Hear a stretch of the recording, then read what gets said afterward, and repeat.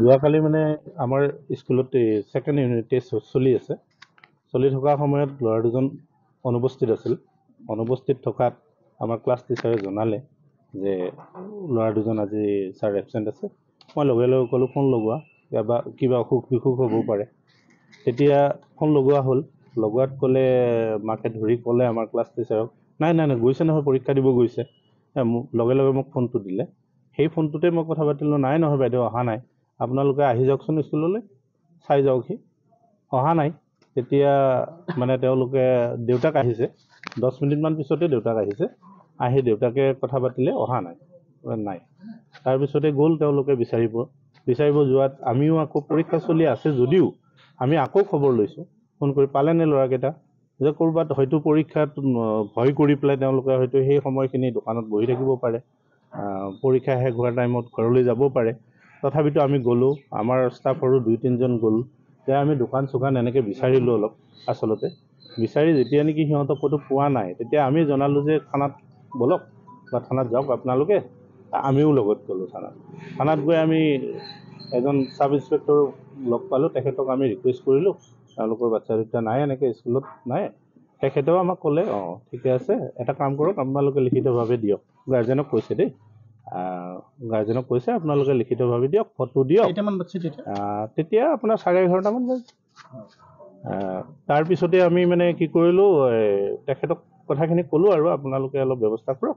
আৰু তেতিয়া কিন্তু ছাৰজনে ক'লে, এটা কাম কৰকচোন, আপোনালোকে মেলা হৈ আছে, মেলাতো অলপ খবৰ কৰক, ষ্টেচনতো অলপ খবৰ কৰক, বজাৰতো খবৰ কৰক। আৰক্ষী ক'লে আমিতো গৈয়ে আছোঁ। তেওঁলোকে ক'লে যে আমি যামেই, কিন্তু আপোনালোকেও অকণমান চাওক। আমিও গ'লোঁ, আমি বজাৰ চজাৰ সামৰি এইবিলাকত এনেই ঘূৰিলোঁ, চালোঁ। যেতিয়া নোপোৱাৰ পিছত আমি আহিলোঁ, স্কুল ছুটি হ'ল। আকৌ গ'লোঁ ঘৰত, তেওঁলোকৰ মানুহ বিচাৰি আছে, কান্দা কাটা কৰি আছে। তাৰপিছতে গৈ আমাৰো মানে ভাল লগা নাই, যে আমাৰ ষ্টুডেণ্ট যিহেতু নাই, আমাৰ ষ্টাফটো অবাক হৈ গৈছে, কি হ'ব পাৰে ল'ৰা দুজন। তাৰপিছতে আমি ছাৰ থানাৰ পৰা মোক ফোন কৰিছে, সুধিছে ল'ৰা দুজন কেনেকুৱা আছিলে, পঢ়াত কেনেকুৱা, গোটেইখিনি মই ডিটেইলছ দি দিলোঁ। কেইটামান বজাত? তেতিয়া 2টামান বাজিছে দিনৰ। তাৰপিছতে তেখেতে আকৌ মোক সন্ধিয়া ফোন কৰিছে। যেতিয়া সন্ধিয়া ফোন কৰিছে, মই তেওঁলোকৰ ঘৰলৈ গৈছিলোঁ। তাৰ পৰা আহি আছোঁ, কৈছে যে আপোনালোকে ক্লাছ টিচাৰৰ নাম্বাৰকেইটা দিয়কচোন, আৰু ষ্টুডেণ্টজনৰ কেইজনমান বন্ধুৰ মানে গাৰ্জেনৰ নাম্বাৰ দিয়ক। তেতিয়া মই ক'লোঁ, ছাৰ মই টাউনতে আছোঁ, মই গৈ আছোঁ। গৈ তেখেতৰ লগত কথা পাতিছোঁ যে ছাৰ পৰীক্ষা চলি আছে, ল'ৰা দুজন আমাৰ খুব বেয়া লাগি আছে, আপোনালোকে কিবা এটা ব্যৱস্থা কৰক। তেখেতক কৈছে হ'ব, আমিওতো এটা বিচাৰ খোজা কৰি আছোঁ।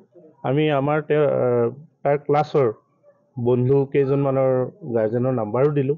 এই কথাখিনি পাতি আমি গুচি গৈছোঁ ঘৰত। স্বভাৱগতভাৱে দুষ্ট নহয় ল'ৰাকেইটা, পঢ়াত অলপ কমজুৰি আছিল। হয়, ডাঙৰজন অলপ বেছি কমজুৰি আছিল, সৰুজন মোটামুটি আৰু। স্বভাৱগতভাৱে দুষ্ট নহয়, উগ্ৰ নহয়, অমায়িকে বুলি ক'ব লাগিব। ডাঙৰজনটো বেছি অমায়িক। এতিয়া কি দাবী কৰিব আপোনালোকে, যিহেতুকে আপোনালোকৰ সন্তানৰ দৰে? আমাৰ সন্তানৰ দৰে আমি এতিয়া, আমাক লাগে কেৱল দোষী সাব্যস্ত, ইমিডিয়েট মানে দোষী কাৰ্যক্ত কৰিব লাগে, উপযুক্ত শাস্তি পাব লাগে। এতিয়া আমি ভাবিছোঁ, এতিয়াও আমি থানালৈ যাব খুজিছোঁ যে আমি প্ৰশাসনক আমি এতিয়া জোৰ কৰিম যে যিমান পাৰে সোনকালে কাৰ্যক্ত কৰিব লাগে। আমাৰ যিহেতু এতিয়া আমি নিজেই কি কৰিম কি নকৰিম এনেকুৱা হৈছে। আমাৰ নিজৰ সন্তান ঢুকাই যোৱাৰ যেন লাগিছে। আমাৰ নিজৰে সন্তান, আমি সিহঁতক আজি 3 বছৰ ধৰি পাই আহিছোঁ। আগতে বেলেগ স্কুলত আছিলে, কিন্তু আমাৰ স্কুললৈকে এডমিশ্যন দিছে। 3 বছৰ ধৰি আমাৰ স্কুলত পঢ়ি আছে। গতিকে আমি সিহঁতৰ লগত মানে যোৱা ৰাতিটো টোপনি নাই, আমাৰ কোনো টিচাৰে টোপনি মাৰিব পৰা নাই। চকু মুজিলেই সিহঁতৰ মুখকেইখন ভাঙি আহে। নিশ্চিতভাৱে আৰু এটা কথা, যেতিয়া নেকি তেওঁলোকে স্কুলত আহে, বাচ্চাকেইটা, তেতিয়া কোনোবাই লৈ আহে নেকি? তেওঁলোক প্ৰায় খোজকাঢ়ি আহে, অকলে দুয়োটাই একেলগে। ঘৰ কিমানমান দূৰ হ'ব? ঘৰ ইয়াৰ পৰা ধৰি লওক 500 মিটাৰ 600 মিটাৰ। আপুনি বিচৰা বাতৰি পাব কেৱল নিউজ 18 এপত। নিউজ 18 এপ ডাউনলোড কৰিবলৈ স্কেন কৰক এই QR কোড। গুগল প্লে ষ্টৰতো পাব এই নিউজ 18 এপ।